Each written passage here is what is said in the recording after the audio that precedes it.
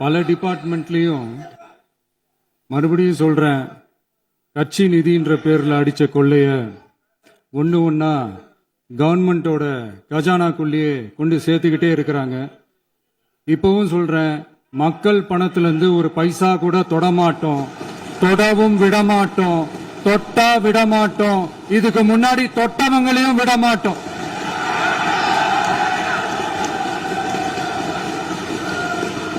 ஒவ்வொரு ஊழலா வெளியில வரும் போலே,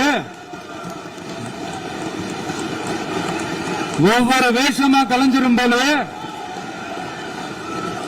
இங்க இருக்கிற நிறைய பேரு நடுங்கி போய் இதுல நம்ம மேல அவதூறு வேற. இப்ப புதுசா ஒரு வெப்பன் ஒண்ணு கொண்டு வந்திருக்காங்க. அது என்ன தெரியுமா? அவங்க தயவால தான் நம்ம ஆட்சி நடக்குதான். மக்கள் தயவால இந்த ஆட்சி நடந்துகிட்டு இருக்கு. மனசாட்சி உள்ள சக்திகளோட ஆதரவால இந்த ஆட்சி நடந்துகிட்டு இருக்கு. நாங்க தான் அனுப்பி வச்சோம், நாங்க தான் அனுப்பி வச்சோம் அப்படின்றாங்களே. அனுப்பி வச்சவங்களுக்கு மினிஸ்ட்ரியில இடம் கொடுத்தா ஏன் கதறீங்க? ஏன் இவ்வளவு கோவம்? ஏன் இவ்வளவு கதறல்ஸ்?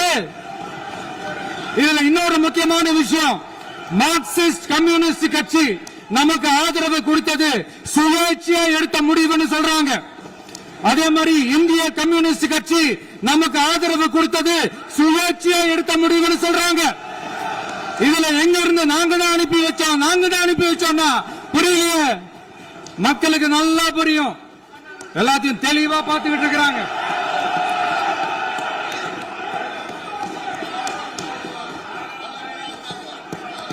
முதலமைச்சர் கண்டிப்பாக பண்ணலாம். மாண்பு முதலமைச்சர்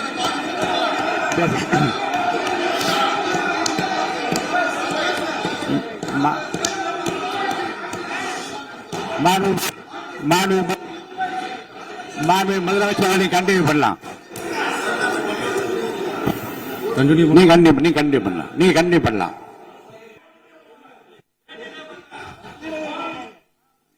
இந்த சமூக நீதி அரசு, சமூக நீதி அரசுன்னு சொல்றவங்களை பார்த்து கேட்கிறேன், நம்ம பட்டியலின சகோதரர்களுக்கு எத்தனை அமைச்சர் பதவி கொடுத்தீங்கன்னு கொஞ்சம் சொல்ல முடியுமா? ஆனா நம்மளுடைய அரசுல 8 அமைச்சர் பதவிகள் யாருக்கு? நம்ம பட்டியலின சகோதரர்களுக்கு. எல்லாம் நம்ம அண்ணன், நம்ம தம்பி, நம்ம தங்கச்சிங்க. அண்ணல் அம்பேத்கர் அவர்களுடைய கிட்டத்தட்ட 100 ஆண்டு கால கனவு இப்ப நிறைவேறி இருக்கு. நான் ஏன் கொஞ்சம் சவுண்டா பேசுறேன் அப்படின்னா அவங்களுக்கு கேட்கணுன்றதுக்காக, தப்பா எடுத்துக்காது. அதே மாதிரி பெண்களோட பாதுகாவலர் நாங்க தான் அப்படின்னு சொல்லிக்கிறவங்களை கேட்கிறேன், எத்தனை பெண்களுக்கு அமைச்சர் பதவியில இடம் கொடுத்தீங்க கொஞ்சம் சொல்ல முடியுமா? எங்க அரசுல 4 சகோதரிகளுக்கு அமைச்சர் பதவி கொடுத்திருக்கிறோம்.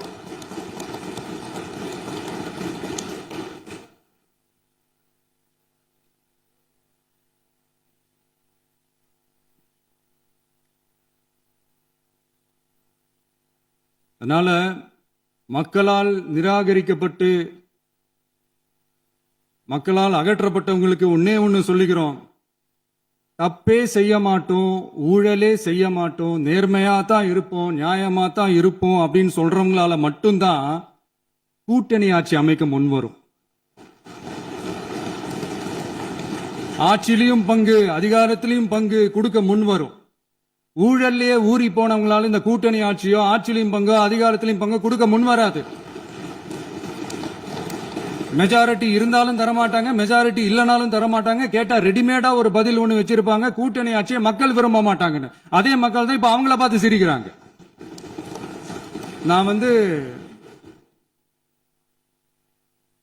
பதவி ஏத்த அன்னைக்கு கொஞ்சம் டைம் அவகாசம் கேட்டேன். எதுக்கு கேட்டேன்? நிதி நிலைமைலாம் கொஞ்சம் மோசமா இருக்குது, அதெல்லாம் கொஞ்சம் சரி செஞ்சுக்கிட்டு படிப்படியா கொஞ்சம் கொஞ்சமா நான் கொடுத்த வாக்குறுதிகள்லாம் செயல்படுத்துவேன். ಸೂಪರ್ ಮಸ್ತ್ ಆಗಿದೆ ಸಗತ್ತಾಗಿದೆ आपका तो एक ट्रेडिंग கொஞ்சம் கொஞ்சமா நான் கொடுத்த வாக்குறுதிகள்லாம் செயல்படுத்துவேன். அதுக்காக கொஞ்சம் டைம் அவகாசம் கேட்டேன். நான் ஏதோ வேற எதுக்காகவோ வேற யாருக்காகவோ ஏதோ அவகாசம் கேட்ட மாதிரி. அடுத்து இங்க சபையில இல்லாதவங்களை பத்தி பேச வேண்டாம்னு நினைக்கிறேன்.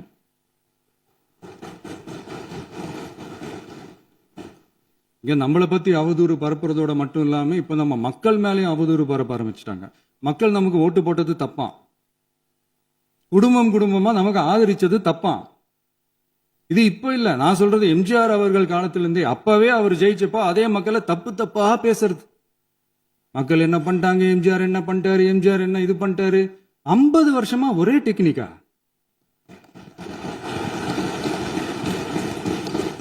டெக்னாலஜி எல்லாம் மாறி வேற எங்கேயோ போயிட்டு இருக்கு பஸ். இதுல கொஞ்சம் டெக்னிக்காச்சும் கொஞ்சம் மாத்தினா கொஞ்சம் நல்லா இருக்கும். அதனால மக்களுக்கு யூஸ்ஃபுல்லா இருக்கிற மாதிரி இந்த ஆக்கப்பூர்வமான கருத்துக்களோ ஆக்கப்பூர்வமான யோசனைகளோ இருந்தா சொல்லுங்க, அதை நாங்க டெஃபரெண்டா எடுத்துக்கிறோம். ஆனா அதை விட்டுட்டு இந்த நக்கல் நையாண்டி சம்பந்தம் இல்லாத பேச்சு இதெல்லாம் பேசிட்டு அப்புறம் முதல்வர் பதில் சொல்லல, முதல்வருக்கு பதில் சொல்ல தெரியல அப்படின்னா அப்புறம் என்ன சோஃபா மாடல் ஆட்சியா? அது என்னன்னு புரியறதுக்கு எனக்கு ரொம்ப நாள் ஆச்சு. இந்த sofa set, table chair, teapoy, furniture பிசினஸ்லாம் வேற எங்க வெளியில போய் பண்ண சொல்லுங்க. அப்படி அந்த பிசினஸ் தான் பண்ணணும்னா நிறைய பிசினஸ் பண்ற மாதிரி வெளியில போய் பண்ண சொல்லுங்க, இங்க சட்டசபைக்குள்ள வேணாம். அதனால ஆக்கப்பூர்வமான கருத்துக்கள் இருந்தா சொல்லுங்க, டெஃபினட்டா அது சரியா இருந்தா நாங்க ஏத்துக்கிறோம். எனக்கு ஒரு குட்டி கதை ஒண்ணு ஞாபகம் வருது, சொல்லாமா? ஒரு ஊர்ல ஒரு பெரியவர் வெயில் ரொம்ப ஜாஸ்தியா இருக்குன்னு சொல்லிட்டு கண்ணுக்கு மேல கை வச்சுக்கிட்டு இப்படி சுத்தி முத்தி தேடிக்கிட்டு இருந்தாராம். அப்ப கூட இருந்த ஒரு சின்ன பையன் என்ன தேடுறீங்க அப்படின்னு கேட்டானா. அதுக்கு அந்த பெரியவர் சொன்னாரா, அது ஒண்ணு இல்ல தம்பி, உங்க அப்பா இங்கதான் இருப்பாருன்னு சொன்னாங்க, அதான் தேடிக்கிட்டு இருக்கேன். எங்க உங்க அப்பாவையா காணோம்?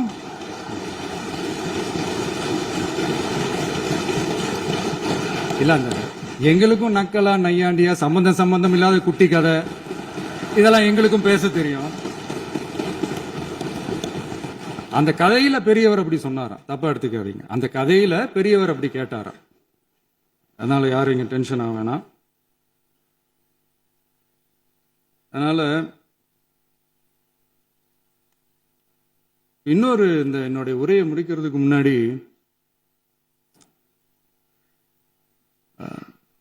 போயிட்டாங்க, பேசலாமா? உங்க கருத்துக்களை நீங்க முழுமையாக மன நிறைவோடு பேசலாம். டிவில சரி. அதான் 5 நிமிஷம் பேசுனதுக்கே கொளத்தூரி இந்த ஆட்டம் அடிச்சு பேசுனா அப்புறம் என்ன பண்றது? கடைசியா நான் இந்த உரையை முடிக்கிறதுக்கு முன்னாடி ஒரு முக்கியமான ஒரு விஷயம் பத்தி சொல்லணும். ஆளுநர் உரை அன்னைக்கு இந்த தமிழ் தாய் வாழ்த்துக்கு அப்புறம் தேசிய கீதம் பாடினது தப்பு, தேசிய கீதம் 2 முறை பாடினது தப்பு, அப்படி ஒரு நிகழ்வு இதுக்கு முன்னாடி இந்த சட்டசபையில நடந்ததே கிடையாது, அந்த மரபே மாத்திட்டீங்க, இப்படி ஒரு பெரிய ஒரு போர் மாதிரி எதிர்கட்சியை சார்ந்தவங்க எல்லாம் சொன்னாங்க இல்லையா? அந்த மாநில உரிமை போராளிகளை, அந்த மரபு காக்கிற உரிமை போராளிகளை ஒரே ஒரு கேள்விதான் கேட்கணும். 2021 ஆகஸ்ட் 2 ஞாபகம் இருக்கா? Centenary celebration of Tamil Nadu legislature. அந்த ஃபங்க்ஷன்ல நம்ம முன்னாள் முதலமைச்சர் கருணாநிதி அவர்களோட கலைஞர் அவர்களுடைய கலைஞர் அவர்களுடைய புகைப்படத்தை மாண்புமிகு குடியரசுத் தலைவர் திறந்து வைக்கிற ஒரு ஃபங்க்ஷன். அந்த ஃபங்க்ஷன்ல national anthem followed by Tamil Thai Vazhthu அப்படின்னு அறிவிச்சது ஞாபகம் இருக்கா? அதாவது தேசிய கீதத்துக்கு அப்புறமா 2வது முறையா, நோட் திஸ் பாயிண்ட் மாண்புமிகு பேரவைத் தலைவர் அவர்களே, பிளீஸ் நோட் திஸ் பாயிண்ட். தேசிய கீதத்துக்கு அப்புறம் 2வது முறையாக தமிழ் தாய் வாழ்த்து பாடப்படும் அப்படின்னு சொன்னது ஞாபகம் இருக்கா? அதுவும் முத்தமிழ் அறிஞர் அப்படின்னு சொல்ற நம்ம கலைஞர் அவர்களுடைய அந்த புகைப்படம் வெளியிட்டு விழாவில் அவர் இருந்த இதே சபையில தமிழ 2வது இடத்துக்கு தள்ளினது யாருன்னு ஞாபகம் இருக்கா?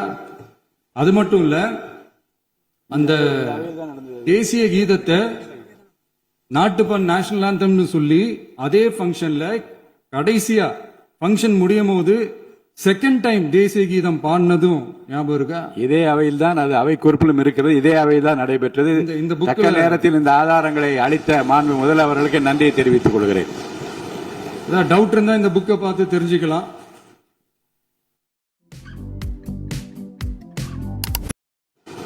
ஏதாவது டவுட் இருந்தா இந்த புக்கை பார்த்து தெரிஞ்சுக்கலாம். அதனால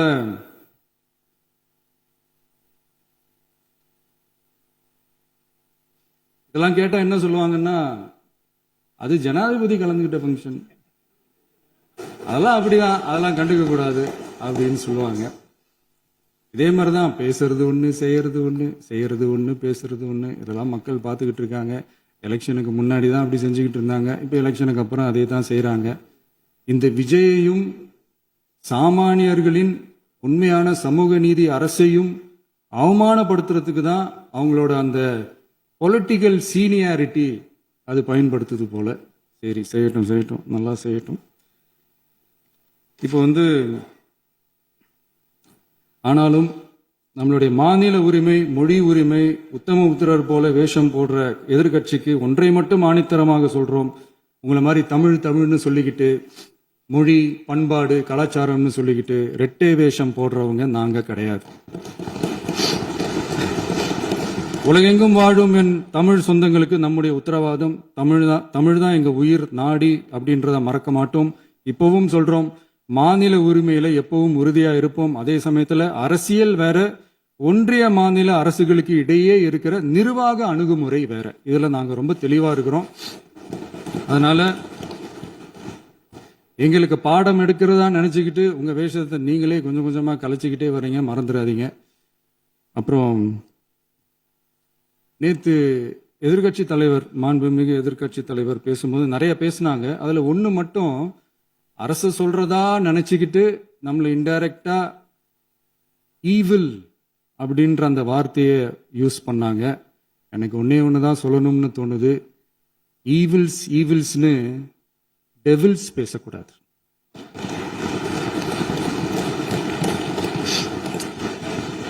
அவங்க இருந்திருந்தா ஒரு ஆக்ஷன் பண்ணணும்னு எனக்கு தோணுச்சு. எல்லாரும் போயிட்டாங்க.